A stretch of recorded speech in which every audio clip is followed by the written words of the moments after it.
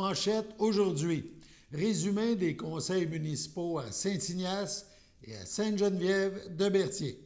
Bonjour à tous et bienvenue à votre bulletin d'information diffusé sur les ondes de CTRB, votre télévision locale et régionale, en ce lundi 13 juillet 2026 à la belle humeur au Pépite. On débute cependant par différentes activités qui ont eu lieu dans la région. En fin de semaine, tout d'abord à Berthierville s'est tenu le LocoFest et le festival Pop Ton été a retenu l'attention à Terrebonne. Dans les deux cas, CTRB était présent et on vous présente quelques images.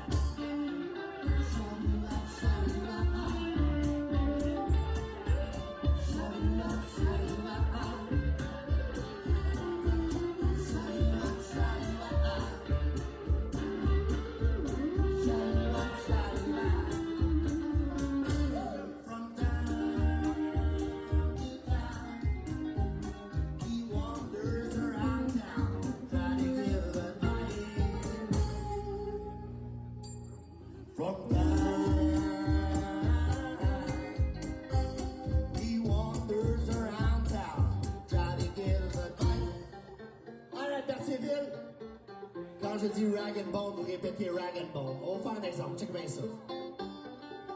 He's rag and bone, rag and bone, rag and bone. Ah, ça va bien, mais je suis sûr que vous pouvez faire mieux. On essaye. He's rag and bone, rag and bone, forgotten and never really gone. He's rag and bone, rag and bone, forgotten. But never really gone. He's rag and bone, rag and bone, rag and bone, rag and bone, forgotten but never really gone. He's rag and bone, rag and bone, rag and bone, forgotten but never really gone. Yeah! Yeah, la belle chorale de Berthierville. On va se reprendre.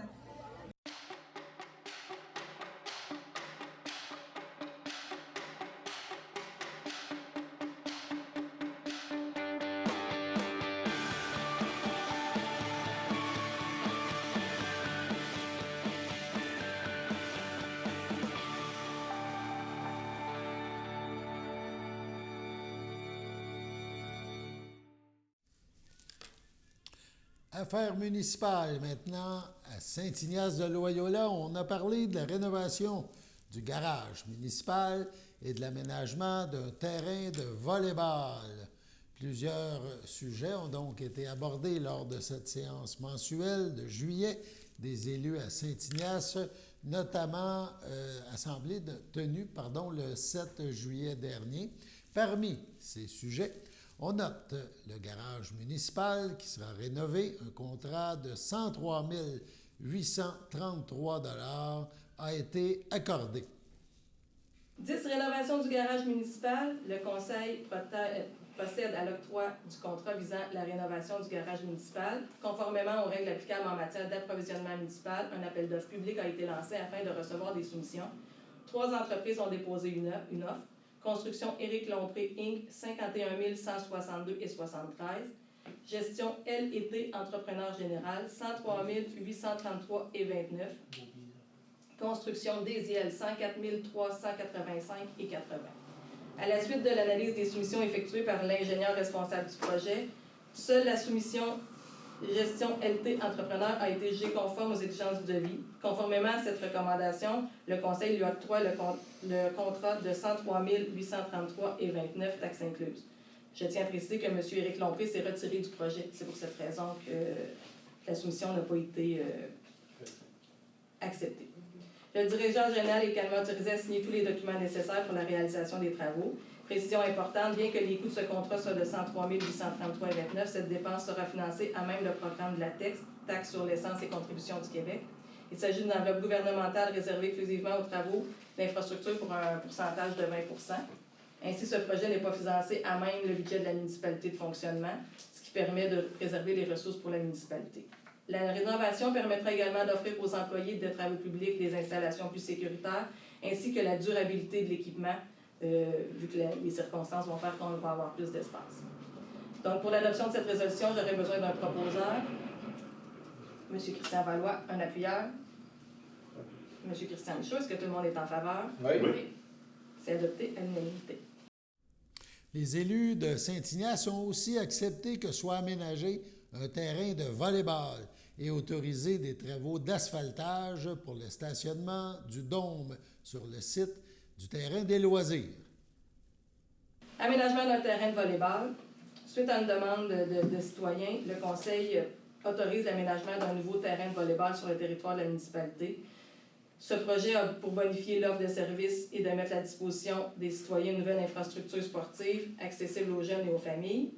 Le coût maximal autorisé est de 21 950. Cette somme comprend l'aménagement du troisième terrain, 6 450, l'installation de l'éclairage, 12 500, et l'achat d'un filet et de l'équipement, 3 000 $. Cette dépense sera financée entièrement à même le fonds de parc et terrain de jeu. Ces fonds sont constitués principalement des contributions versées par les promoteurs lors de nouveaux développements résidentiels. En vertu de la loi sur l'aménagement et l'urbanisme, ces sommes doivent être utilisées exclusivement pour l'aménagement ou l'amélioration des parcs. Pour l'adoption de cette résolution, j'aurais besoin d'un proposeur. C'est pas juste une autorisation? On a besoin d'une résolution? On a besoin d'une résolution. M. Christian Valois propose. M. Louis-Vincent Barthes adopte. Est-ce que tout le monde est en faveur? Oui. C'est adopté à l'unanimité. Asphaltage du stationnement centre culturel dôme ou entre la patinoire Jacques-Desrochers, là, pour ceux qui veulent se situer. Le Conseil autorise la réalisation des travaux d'asphaltage du stationnement. Ces travaux permettront d'améliorer la sécurité, l'accessibilité et la qualité des installations lors des activités sportives. Le coût maximal qui avait été autorisé par le Conseil était de 32 365. Comme le projet d'aménagement du terrain de volley-ball, cette dépense sera financée à même le fonds de parc, vu qu'elle est située sur le parc Albert-Saint-Martin. Aucune somme provenant des taxes municipales du budget de fonctionnement ne sera utilisée pour financer ces travaux. J'aurais besoin d'un appuyeur pour utiliser les sommes au fond de parc. Donc, ça me prendrait un adapteur. Un proposeur. Un proposeur. Non, je vais le dire, je l'ai dit dans toutes les lignes, pas de nom. Christian Michaud propose. Christian Michaud propose un adopteur, M. Richard Guertin. Est-ce que tout le monde est en faveur? D'accord. Oui. Adopté à l'unanimité. Le conseil municipal a également autorisé la location à titre gratuit des installations municipales à l'organisme des loisirs de Saint-Ignace, puis a procédé à l'adoption de frais de location pour le centre culturel. 15 locations gratuites des installations municipales aux loisirs de Saint-Ignace. Le Conseil autorise la mise à disposition à titre gratuit des installations municipales au bénéfice de l'Organisation des loisirs de Saint-Ignace de Loyola. Cet organisme joue un rôle essentiel dans la vie de notre communauté en offrant tout au long de l'année des activités sportives, culturelles, familiales et communautaires destinées aux citoyens de tous les âges. Par cette résolution, le Conseil souhaite reconnaître officiellement ce partenariat et établir un cadre défini et clair qui définira les responsabilités de chacune des parties. La gratuité des installations, incluant le chalet des loisirs ou le centre culturel, sera encadrée par une entente avec la municipalité. Cette démarche vise à assurer une gestion transparente et équitable des informations municipales, tout en soutenant un organisme qui contribue activement au dynamisme de notre communauté. Pour l'adoption de cette résolution, j'aurai besoin d'un proposeur, M. Michel Guertin, un appuyeur, M. Louis-Vincent Barthes. Est-ce que tout le monde est en faveur? Oui. Adopté à l'unanimité. Adoption de la grille tarifaire du centre culturel. Le Conseil procède à l'adoption de la nouvelle grille tarifaire applicable à la location du centre culturel. L'ouverture du nouveau centre culturel rend nécessaire l'établissement d'une tarification officielle qui nous est demandée grandement par les citoyens en ce moment. afin d'encadrer l'utilisation de la salle et des différentes installations. Le Conseil souhaite que cet nouvel équipement demeure avant tout un lieu de rassemblement au service de la communauté. C'est pourquoi une priorité sera accordée aux activités municipales, communautaires, culturelles et sportives organisées sur le territoire. Par contre, le nouveau centre culturel pourra aussi servir d'aspect locatif. Les frais de location sont établis comme suit: 250 pour les citoyens et organismes de Saint-Ignace de Loyola, 350 pour les personnes ou organismes provenant de l'extérieur de la municipalité. Précision importante, cette tarification vise à offrir une politique de location simple, équitable et uniforme pour l'ensemble des utilisateurs.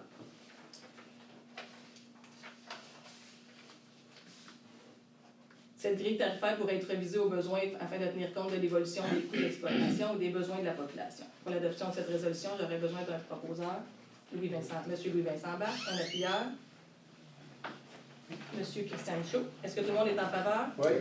C'est adopté à l'unanimité.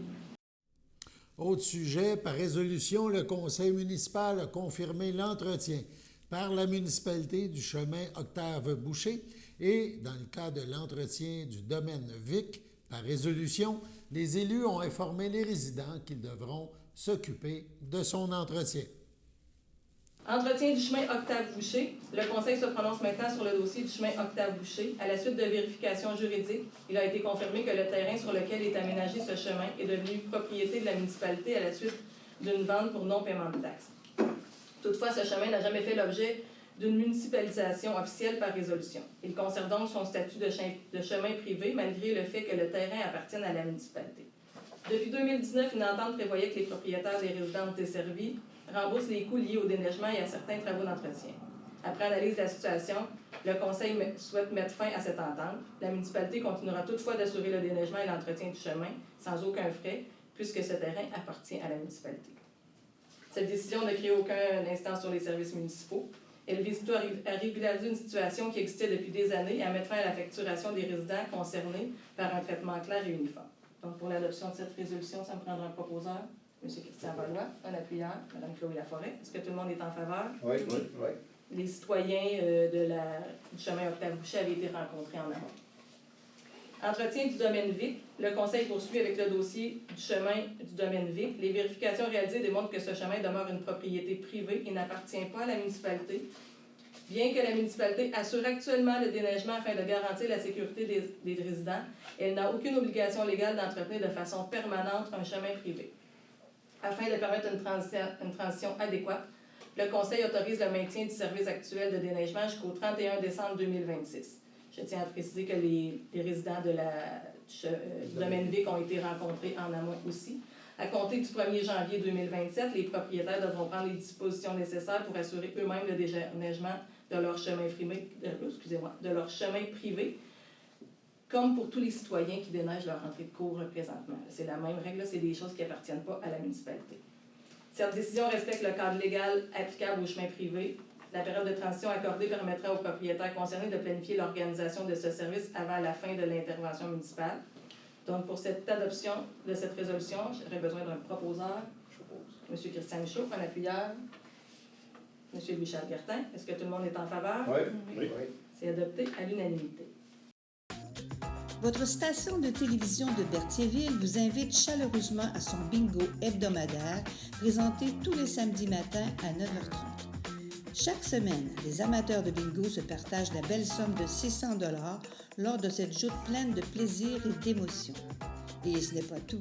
Le premier samedi de chaque mois, la cagnotte est de 2000 $, ce qui vient ajouter encore plus de suspense et de possibilités de gain. Pour vous procurer vos cartes du jeu, rendez-vous chez nos dépositaires participants à Berthierville, le dépanneur Formule 1 et la station-service Arnois sur le boulevard Gilles Villeneuve, le marché IGA Extra Famille Mondor sur la rue Gabriel Brissette, le Super C sur la rue Notre-Dame, la pharmacie Proxime sur la rue de Frontenac à Saint-Ignace de Loyola, le dépanneur Proxy sur la rue de la Traverse, ainsi que la boucherie Aldo sur le rang Saint-Michel. Ne manquez pas ce rendez-vous hebdomadaire chaque samedi matin sur les ondes de CTRB, votre télévision locale et régionale au poste 701. Toute l'équipe de CTRB vous remercie de votre fidélité et vous souhaite la meilleure des chances.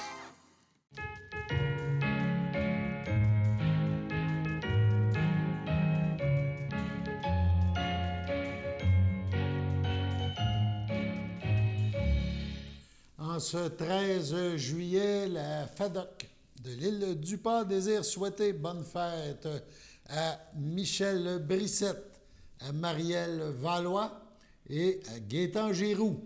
C'est votre anniversaire aujourd'hui, en ce 13 juillet. Bien, toute l'équipe de CTRB se joint à moi et vous souhaite un heureux anniversaire.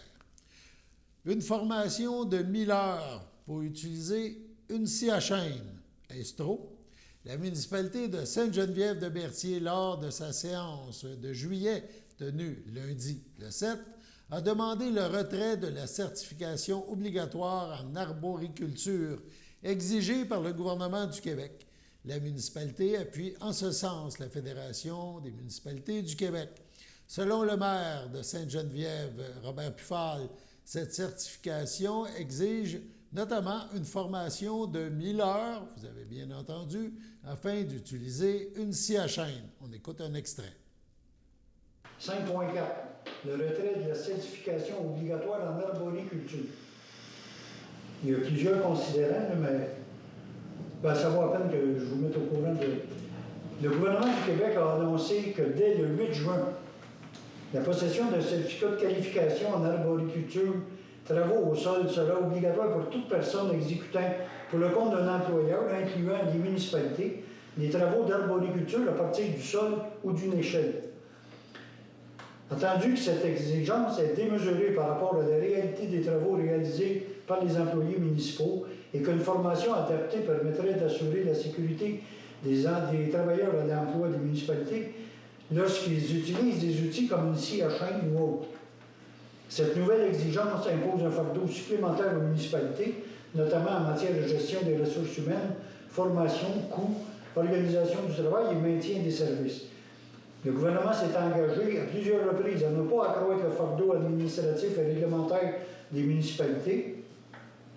Il s'agirait d'appuyer la Fédération FQM, la Fédération québécoise des municipalités, formulant la demande au ministre de l'Emploi, M. Jean-François Simard, de retirer cette obligation faite aux municipalités, puisqu'elle ne tient pas compte des réalités opérationnelles ni du caractère ponctuel des interventions et de la remplacer par une mesure plus adaptée. Il s'agirait de former nos employés pour l'utilisation d'une scie à chaîne avec une formation de 1000 heures obligatoire. C'est un peu exagéré. La FQM veut l'appui des municipalités pour dire au ministère ça pédale un peu. Un proposant de secondaire, M. Cloutier propose. Avec M. Louis-Philippe Hébert. Tout le monde est d'accord. La municipalité de Sainte-Geneviève se dote d'un fonds de roulement. En effet, une somme de 500 000 $ est affectée à ce fonds. On écoute les explications du maire Robert Pufal. Règlement numéro 807-2026 décrétant la création d'un fonds de roulement au moyen de l'affectation d'une partie de l'excédent accumulé non affecté du fonds général. L'avis de motion a été déposé le 5 mai. Le dépôt du projet a lieu lors de la séance du 5 mai. Il est proposé, appuyé et résolu que le Conseil adopte le règlement décrétant la création d'un fonds de roulement au moyen de l'affectation d'une partie de l'excédent. M. Cloutier propose, secondé par M. Langlois. Okay? D'accord. Pour l'information générale, on a proposé, parce que le montant n'est pas écrit, 500 000 de notre surplus accumulé qui va aller dans un fonds de roulement. Il y a des années qu'on avait la recommandation des comptables de se créer un fonds de roulement.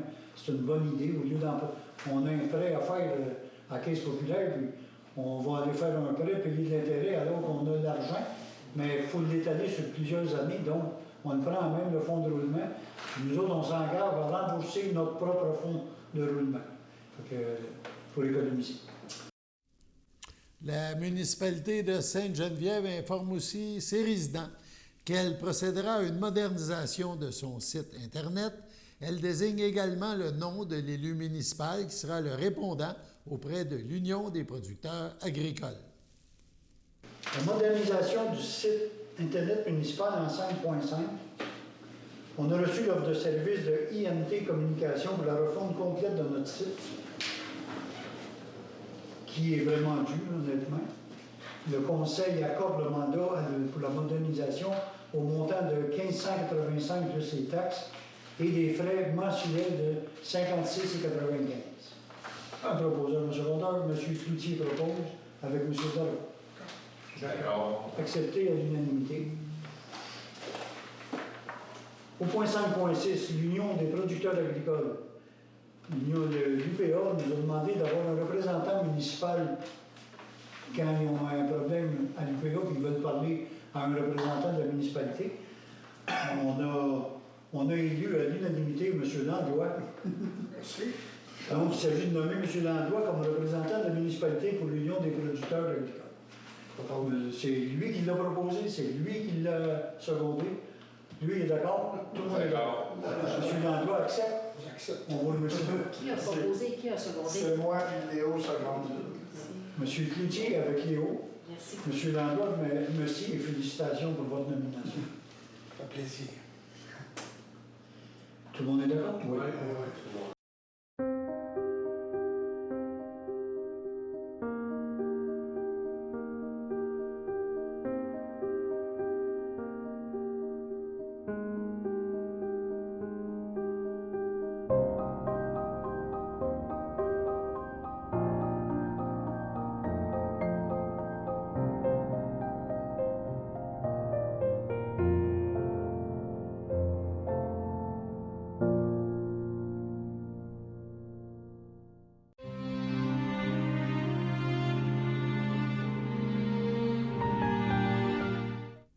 Au centre multisoins de Saint-Jean-de-Matha, le 4 juin dernier, à 97 ans, est décédée Mme Janine Sylvestre, fille de feu Rodrigue Sylvestre et de feu Alice Bernier, demeurant à Montréal, native de Saint-Barthélemy.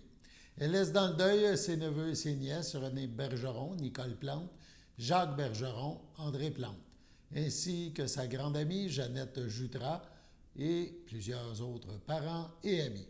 La famille tient à remercier la résidence Lafond de Saint-Gabriel pour les bons soins prodigués à Mme Sylvestre.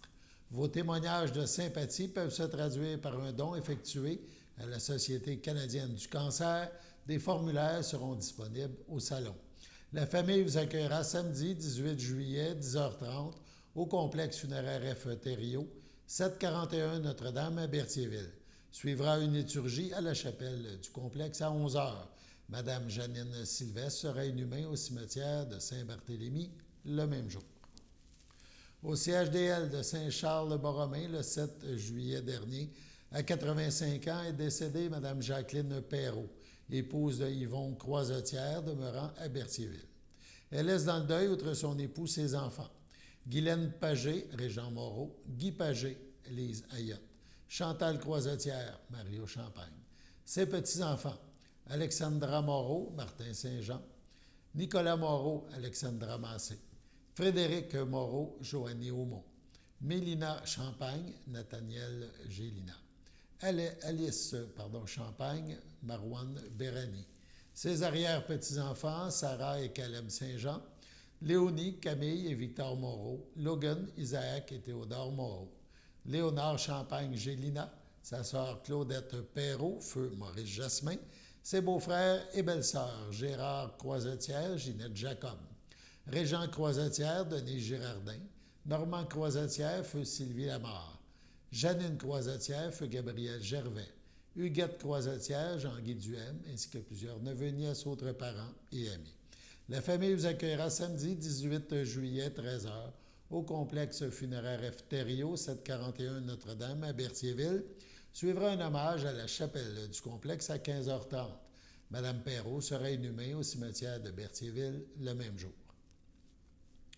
Subitement, le 11 juin dernier, à 63 ans, est décédé Pierre Saint-Martin, conjoint de Linda Laforêt, fils de feu Denis Saint-Martin, de feu Huguette Grégoire, demeurant à Saint-Ignace de Loyola. Il laisse dans le deuil, outre sa conjointe, ses sœurs, Diane Saint-Martin, Sylvain Massé, Louise Saint-Martin, Daniel Dallaire, ses belles-sœurs, Dany Laforêt, feu Donald Murphy, Christiane Guévremont, feu Hérold Laforêt, ses nièces et son neveu, Marie-Pierre Aubuchon, Rémi Courchaine, son filleul David Aubuchon, Marie-Ève Ferland, Annika Dallaire, Kevin Moreau, Chloé Laforêt, Jean-Sébastien Cazobon, son parrain, Jocelyn Saint-Martin, Claudette Courchaine, ainsi que ses oncles, tantes, cousins, cousines, autres parents et de nombreux amis. La famille vous accueillera dimanche 19 juillet dès midi au complexe funéraire Efterio, 741 Notre-Dame à Berthierville. Suivra le même jour un hommage à la chapelle du complexe à 15h30. À l'hôpital Pierre-Le Gardeur à Terrebonne le 23 juin dernier, à 100 ans et 8 mois, est décédée Mme Anita Deschaines, épouse de feu Marcelin Lauzon, autrefois de Joliette, native de Saint-Cuthbert. Elle laisse dans le deuil son fils Gilles Lauzon, Lucie Saint-Jean, sa belle-fille Claudette Varin, feu Yvon Lauzon, son gendre Gilles Chaillet, feu Monique Lauzon, ses petits-enfants, ses arrière-petits-enfants, son arrière-arrière-petit-fils, sa belle-sœur Madeleine Morin, feu Georges-Étienne Lauzon, plusieurs neveux, nièces, autres parents et amis. La famille vous accueillera samedi, le 25 juillet, dès midi, au complexe funéraire F. Thériault, 741 rue Notre-Dame à Berthierville. Suivra une liturgie à la chapelle du complexe à 14h. Madame Deschaines-Lauzon sera inhumée au cimetière de Saint-Cuthbert le jour même. Sur ce, passons à la météo.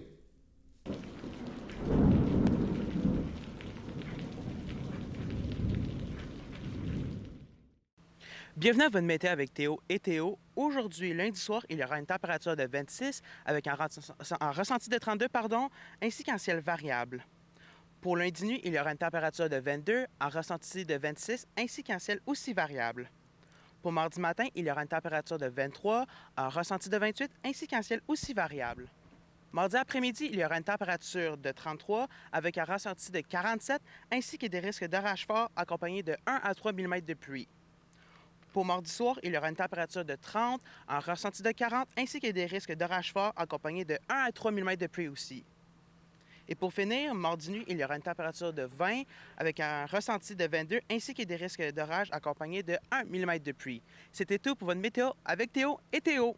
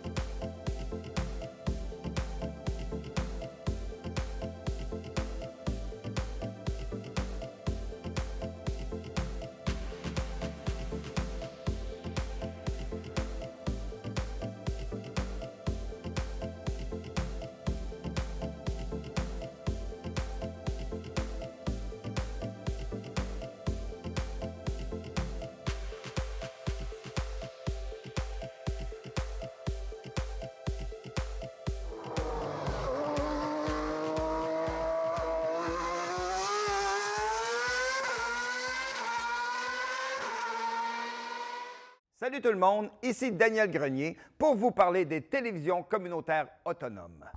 42 télévisions situées dans 15 régions administratives du Québec. Elles parlent des enjeux locaux et font rayonner les citoyens en leur donnant accès à un média accessible. Je la savais par cœur, celle-là. Ensemble, encourageons les télévisions communautaires autonomes. Oh, ça roule encore? J'ose ma télé communautaire.